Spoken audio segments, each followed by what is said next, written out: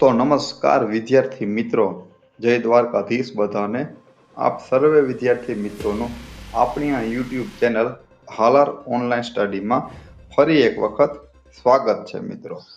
તો ચાલો મિત્રો, તમે થંબનેલ જોયું હશે એ પ્રમાણે ઇન્ડિયા હોકીના જે 100 વર્ષની શતાબ્દી છે તે વર્ષની ઉજવણી કરવામાં આવે છે એ બાબતે મિત્રો આપણે આજનો વિડીયો બનાવવામાં આવ્યો છે. હવે મિત્રો, હાલમાં હોકી ટીમના કેપ્ટન કોણ છે? ચલો, જો તમને જવાબ આવડતો હોય મિત્રો તો તમારો જવાબ કોમેન્ટ કરો.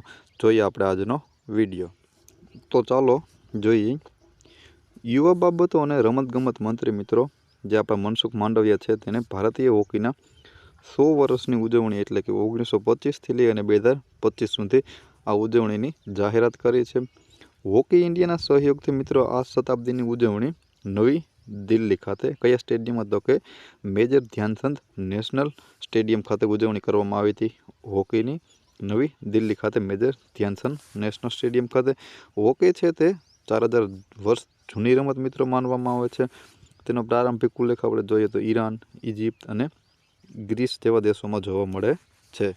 હવે છે તો હોકી મિત્રો તો કે મુખ્ય બે પ્રકારની હોય છે. એક ફિલ્ડ હોકી હોય છે, એક આઈસ હોકી હોય છે. ફિલ્ડ હોકી એટલે મિત્રો જે આપણે ક્રિકેટનું જે કૃત્રિમ સ્ટેડિયમ બનાવીએ એ રીતે બનાવવામાં આવે છે, તે આ હોકીનું એ રીતે સ્ટેડિયમ હોય છે. જ્યારે આઈસ હોકી છે તે બરફના મેદાન ઉપર રમવામાં આવે છે. તો ચલો આ યાદ રાખી લેજો મિત્રો. ચલો હવે ત્યાંથી આગળ જોઈએ.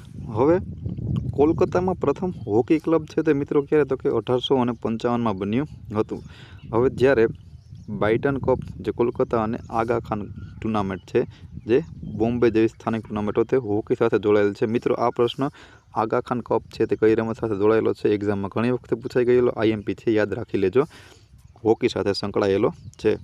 ઇન્ડિયન હોકી ફેડરેશન રમત માટે દેશની પ્રથમ સંચાલન સંસ્થા હતી મિત્રો. જે ઇન્ડિયન હોકી ફેડરેશન છે તે દેશની રમતગમત સાથે સંકળાયેલી પ્રથમ સંસ્થા હતી. તેની